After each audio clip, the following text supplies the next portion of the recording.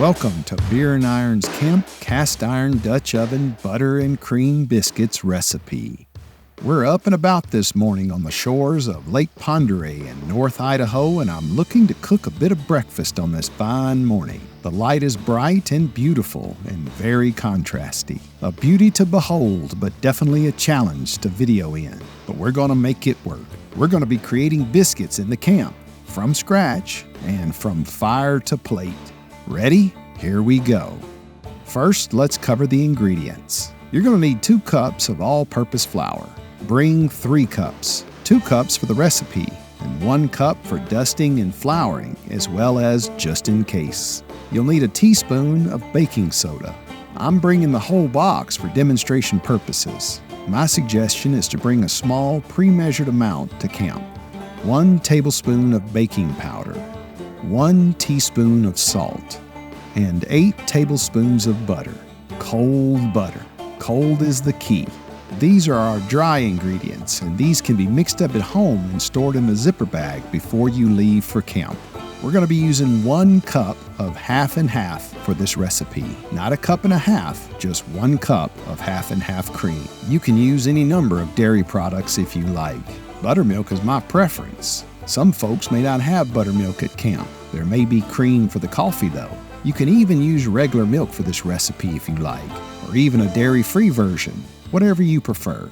The point of using half and half in this recipe is to keep your do what you can with what you have mentality while cooking in camp. You're going to forget things, and usually you'll have to make do with whatever you have. I've even made biscuits with half cream or buttermilk and half beer. Yes, it's doable. Before we move on, 1 word on the liquid. You'll need a bit more than just 1 cup. This is going to be just in case. We may have to add some to the dough if it's too dry. Moving on. Let's cover the equipment. 1 large bowl big enough to handle 2 cups of flour and a cup of liquid, and even enough room to stir it all about. A tablespoon measuring spoon, a teaspoon measuring spoon, a pastry cutter for cutting the butter into the flour. A biscuit cutter is handy but optional. Some folks just separate the dough and roll it out into balls. I've even used a knife to cut square biscuits. A rubber or silicone spatula is nice for mixing the dry ingredients with the milk ingredients. A smaller bowl is nice for mixing up an egg for glazing the biscuits. By the way, the egg glaze is optional. I like to use a fork to scramble my eggs, and also a pastry brush for painting on those eggs to the top of those biscuits.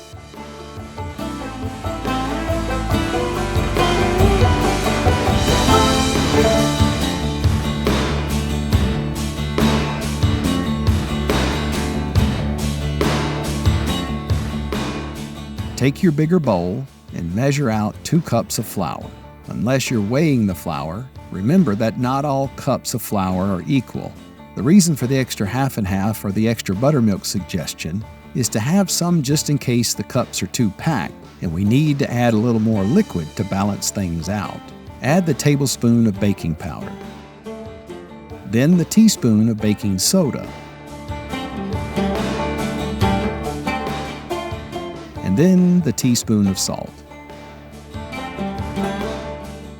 Before cutting the butter into the flour mixture, stir the 4 ingredients in with each other very well. The pastry cutter works great for this. The butter. My suggestion is to whittle up a stick of butter into small pieces to make it easier for the pastry cutter to do its work.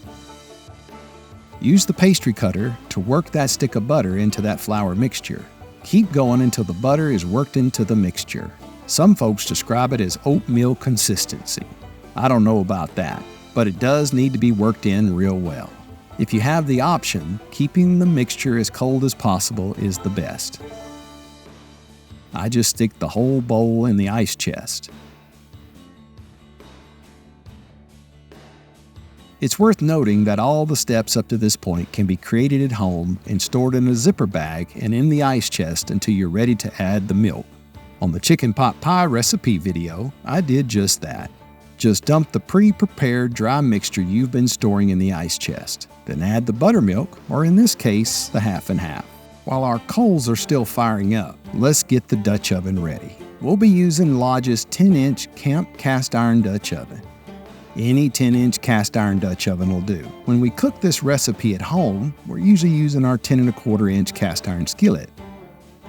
If you're using a 12-inch cast iron camp Dutch oven, that'll be A-OK. Just prepare 1½ times or double this recipe. We're going to be using the 10-inch. There are a few things more disappointing than your biscuits sticking in that pot. It ranks up there to being out of beer or realizing that Darth Vader is really your father. So, butter. This is the key. Not oil, not even bacon grease, or even the best well-seasoned cast iron Dutch oven. Butter is the key. Just rub a nice coat of smeared butter on the inside of that camp cast iron Dutch oven. Any big clumps of butter can be smoothed out by hand. The coals are ready. Give your working surface a good wipe down. A large cutting board would work great if you don't have one of these little camp tables. Here's our mixture with a cut-in stick of butter. We have our measuring cup and our half and half. Add the 1 cup of half and half to the mixture. We wait until the last moment to mix the liquid because the leavening agents in the mixture, the baking soda and the baking powder, will start to do their thing real quickly once we add the liquid. Mix things up real well. If things are too dry, add more liquid. And if things are too wet, add more flour. But we want things to be a little sticky. We'll be adding some flour to the mixture when we form our biscuits. We want them to be sticky. Flour the working surface of your table. Plop out and flour the top of that sticky dough ball. Press the dough flat. We won't knead the dough. We'll do a series of flattening and folding. We'll flatten and fold about a half a dozen times. Form a round circle about the same size of the bottom of the camp cast iron Dutch oven you're going to be using. Whatever you're cutting your biscuits with, dust it with a little flour just before you cut the first biscuit. Once you fill the cutter, stick to the cut biscuit. Dust it again with some flour. Keep cutting and don't worry about all those irregular sizes. No one really ever cuts biscuits perfectly round. Once you have your collection of cut biscuits, place them in the bottom of the camp cast iron Dutch oven. Remember, you created the initial dough round to the size of the bottom of the camp cast iron Dutch oven. These biscuits are all going to fit perfectly. When you get to the end of your cut biscuits, take the bits and parts and hand create the last biscuit or two to fill in the last space or two. Optional and not included in the initial ingredients list is the egg glaze. I use 1 whole scrambled egg. Just crack it in and scramble it with a fork. Paint the top of the biscuits with the scrambled egg. And we ain't going to waste that egg either. I'm going to add 6 more eggs later for our breakfast to go with these biscuits. Now return the lid to the pot. We are ready for fire. We have a 10-inch Dutch oven and need about 20 briquettes.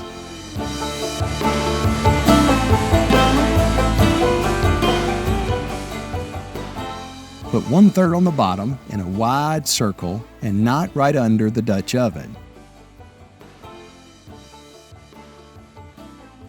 Take the other 2/3 of the briquettes and put them on the top of the lid. If you're enjoying this video thus far, please consider giving a thumbs up, clicking that little subscribe button, and definitely hit that little dinner bell.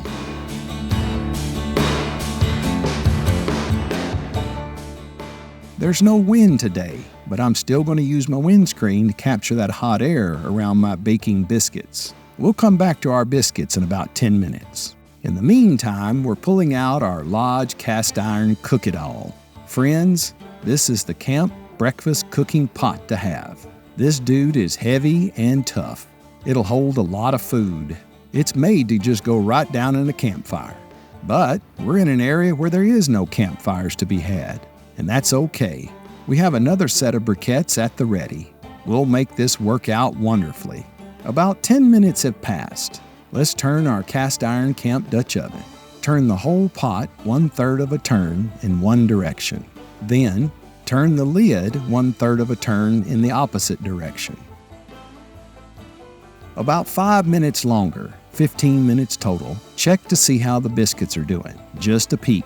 We'll open the lid a bit more for this video. The tops of the biscuits should be getting toasted, but pay attention to the bottom of the biscuits. How are things toasting down there? If it looks like the bottoms are not toasting well enough, move the wide bottom ring of briquettes into a tighter ring to heat the bottom of the Dutch oven more directly. Let them bake for another 5 minutes before peeking for doneness.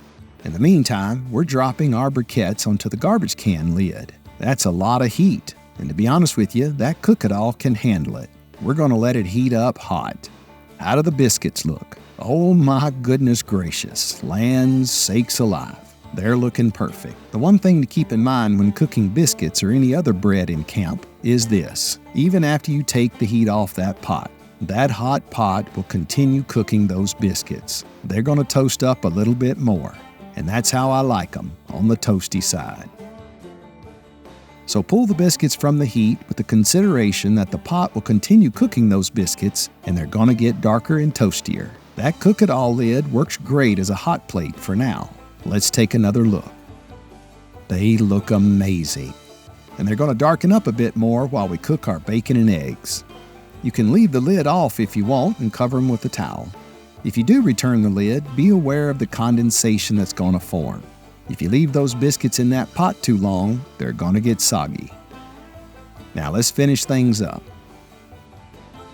We're going to have ourselves a bit of bacon. That grease is going to render from that bacon and move to the middle of that pot. The cook-it-all is like a shallow wok. Instead of letting the bacon cool as it drains outside the hot pot, I'll move the bacon to the higher edges of the cook-it-all. That bacon's going to stay hot and let the excess grease drain to the middle. I like a bit of Anaheim pepper and onion in my eggs. I'll put them in the center and saute them a bit. Then I'll move them to the high end of the pot and let the grease migrate down to the center. Then in with the 6 eggs plus the 1 I used to glaze the biscuits. It's pretty easy to cook the eggs and still keep the bacon separate.